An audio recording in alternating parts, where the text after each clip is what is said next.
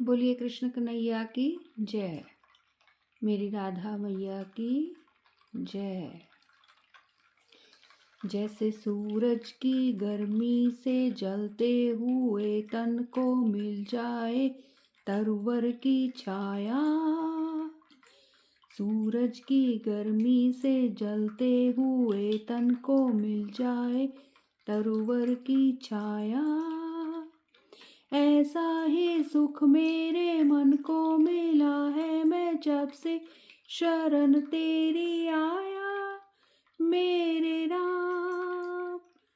सूरज की गर्मी से जलते हुए तन को मिल जाए तरवर की छाया, ऐसा ही सुख मेरे मन को मिला है मैं जब से शरण तेरी आया मेरे राम।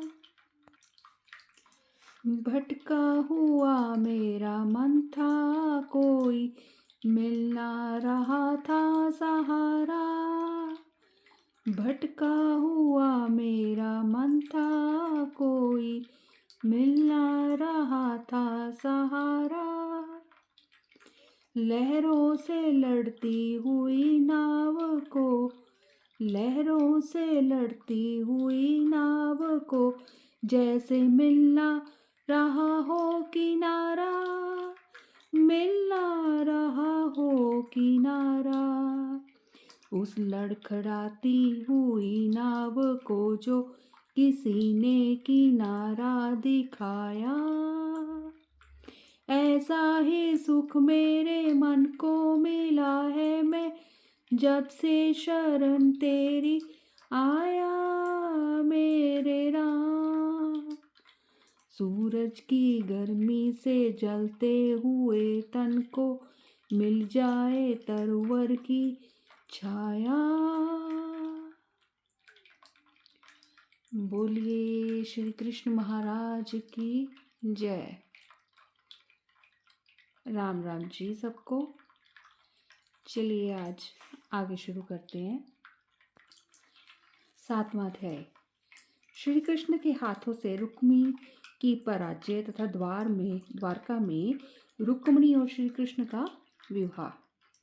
श्री नारद जी कहते हैं, रुक्मिणी के हरण और मित्रों की पराजय का वृत्तांत सुनकर भीष्मक पुत्र रुक्मी ने समस्त भूपालों के सुनते हुए ये प्रतिज्ञा की, राजाओं, मैं आप लोगों के सामने ये सच्ची प्रतिज्ञा करता हूँ कि युद्ध में श्री कृष्ण को मारकर रुक्मिणी को लौटाए बिना मैं कुंडनपुर में प्रवेश नहीं करूँगा।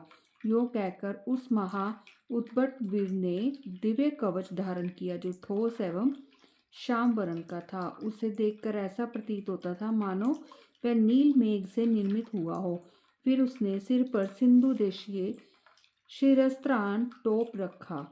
सोवियत देश का बना हुआ सुंदर धनुष, लाट देश के 2 तरकस, मलेश देश की तलवार, कुटज देश की ढाल, येठर की महाशक्ति, गुजरात की गदा, बंगाल का परिधि और कोंकण देश का हस्त्रान दस्ताना धारण करके अंगुलियों में गोदा के चर्म से निर्मित अंगुलियन त्राण बांध लिया और किरीट, रत्नमय कुंडल तथा सोने के बाजूबंद से विभूषित हो रुक्मी ने युद्ध करने का फैसला निश्चय किया। फिर चंचल घोड़ों से युक्त जयत्रथ पर आरूढ़ हो 2 अक्षौणी सेना साथ लिए उसने श्री कृष्ण का पीछा किया।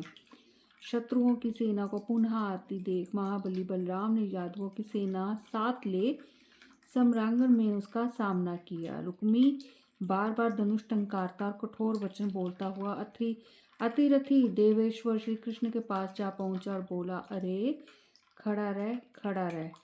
यदि जीवित रहना चाहता है तो तुरंत मेरी बहन को छोड़ दे, नहीं तो मैं सेना सहित तुझे इसी समय यमलोक को भेज दूंगा। तेरे कुल पर राजा ययाति का शाप लगा हुआ है और तू ग्वालों की जूठन खाने वाला है।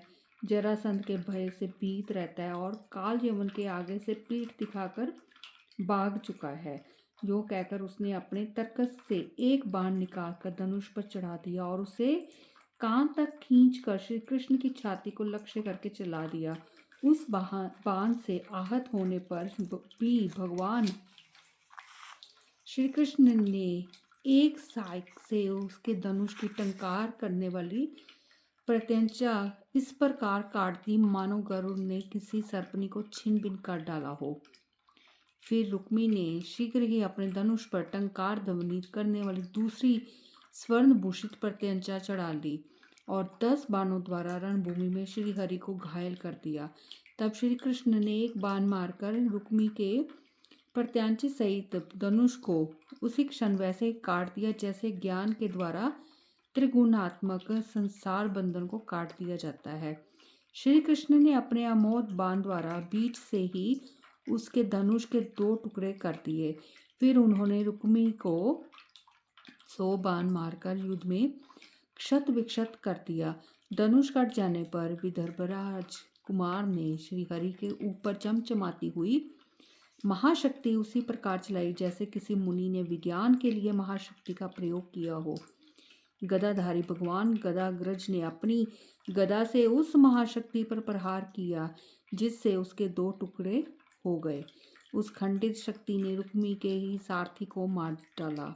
भगवान की वेगशालिनी कोमोद की नाम वाली भारी गदा ने रुक्मी के रथ के ऊपर पड़कर उसे घोड़ों सहित उसी प्रकार चूर्ण कर दिया जैसे वज्र के प्रहार से कोई पर्वत चकनाचूर हो गया हो। तब भीष्म कुमार रुक्मिणी ने भी श्री हरि पर गदा चलाई, किंतु भगवान ने उसे पुनः चक्र चलाकर चूर्ण कर दिया। सोने के बाजूबंद से विभूषित बलवान रुक्मी ने बंगाल का परिध हाथ में लेकर उसके द्वारा श्री हरि के कंधे पर प्रहार किया और उस युद्ध भूमि में मेघ के समान गर्जना करने लगा।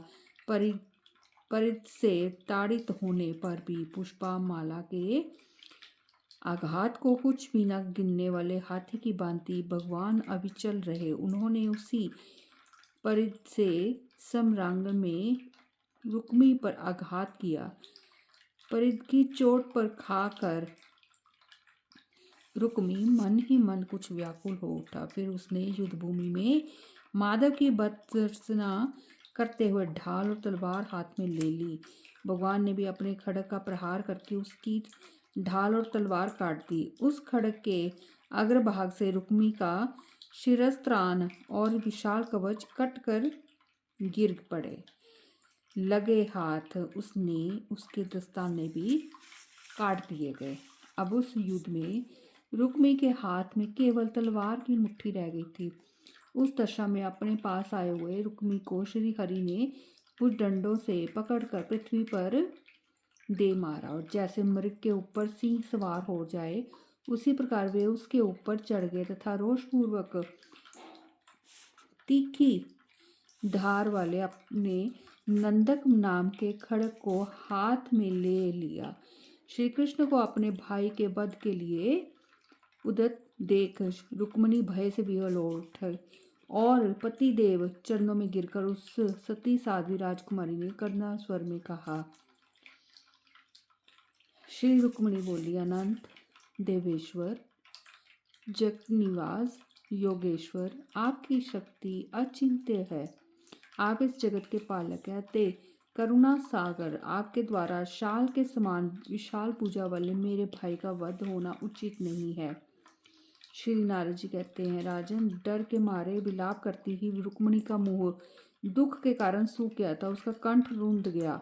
अपनी प्रिय सती रुक्मिणी की ऐसी अवस्था देखकर श्री हरि रुक्मिणी के वध से वित्रस्त हो गए। फिर उसी के कमरबंद से बांध कर तीखी धार वाले खड्ग से श्री हरि ने रुक्मी के आधे मुख की दाढ़ी मूंछ के बाल साफ कर दिए। इतने में ही 2 क्षोणी सेना को परास्त करके सैनिकों सहित बलराम जी वहां पहुंचे। उन्होंने देखा कि रुक्मी कुरूप और दीन अवस्था में बंधा पड़ा है। फिर तो उनके हृदय में दया आ गई और उनका बंधन खोलकर बलराम जी ने श्री हरि को फटकारते हुए कहा, कृष्ण, तुमने ये अच्छा नहीं किया। ये लोक निंदित कर्म है। अपनी पत्नी के भाइयों के साथ इस प्रकार परिहास नहीं किया जाता। जिसके बड़े भाई को तुमने विरूप कर दिया, वह रुक्मिणी भाई की इस दुर्दशा से चिंतित होकर तुम्हें क्या कहेगी। श्री कृष्ण से यूं कहकर वे रुक्मिणी से बोले, कल्याणी तुम शोक शोक ना करो, शुचि स्मिते स्वस्थ हो जाओ। आर्य कुमारी महामते, तुम शोक बिल्कुल छोड़ दो, मन में दुख मत मानो। प्रिय अथवा अप्रिय जो भी प्राप्त होता है वह सब मैं काल का किया हुआ मानता हूँ। जैसे घनमाला वायु के अधीन होती है, उसी प्रकार ये सारा जगत काल के वशीभूत है। उस काल को तुम कलना करने वालों का स्वामी परमेश्वर एवं विष्णु समझो। मैं और मेरा ये भाव ही जगत के लिए बंधन का कारण होता है। अहंता और ममता से रहित भाव ही मोक्ष है, इसमें संशय नहीं है। सुख और दुख देने वाला दूसरा कोई नहीं है। ये सब लोगों का अपना भ्रम ही है। शत्रु मित्र और उदासीन की कल्पना संसारी लोगों द्वारा ज्ञान के कारण की गई है। इस प्रकार भगवान बलराम के समझाने पर भीष्मक पुत्र रुक्मी वैमनस्य छोड़कर चला गया और रुक्मिणी को भी प्रसन्नता हुई। रुक्मी का मनोरथ व्यर्थ हो चुका था। बलराम और श्री कृष्ण के द्वारा जीवित छोड़ दिए जाने पर अपने विरूपकरण की घटना को याद करके उसने तपस्या में लग जाने का विचार किया, किंतु मुख्य मंत्रियों के मना करने पर उसने तप का विचार छोड़ दिया। तथापि कुंडनपुर में फिर पैर नहीं रखा। रुक्मी ने अपने निवास के लिए भोजगढ़ नामक एक उत्तम नगर का निर्माण कराया। राजन, बलराम और यदुवंशी योद्धाओं से घिरे हुए रुक्मिणी सहित भगवान गोविंद अपनी विजय दुदुम्बी बजवाते हुए द्वारका को चले गए। वहाँ बड़ा भारी उत्सव मनाया गया। मार्गशीर्ष मास में साक्षात श्री हरि ने वैदिक विधि के अनुसार रुचिर मुख वाली रुक्मिणी के साथ विवाह किया। रुक्मिणी पति श्री हरि का विवाह संपन्न हो जाने पर श्री रुक्मिणी देवी उनके रुकम मंदिर सुवर्णमय भवन की शोभा बढ़ाने लगी। पुण्यवती द्वारकापुरी उस समय देवराज इंद्र की अमरावती के समान सुशोभित हो रही थी। विषम नंदिनी रुक्मिणी के विवाह की इस विचित्र कथा को जो भक्ति भाव से सुनता और सुनाता है, वह भक्त इस श्लोक में भी वैभव से संपन्न रहता है और देहावसान के पश्चात वही मोक्ष का भागी होता है। बोलिए श्री कृष्ण महाराज की जय। ओम नमो भगवते वासुदेवाय नमः। ओम नमो भगवते वासुदेवाय नमः। ओम नमो भगवते वासुदेवाय नमः। ओम नमो भगवते वासुदेवाय नमः।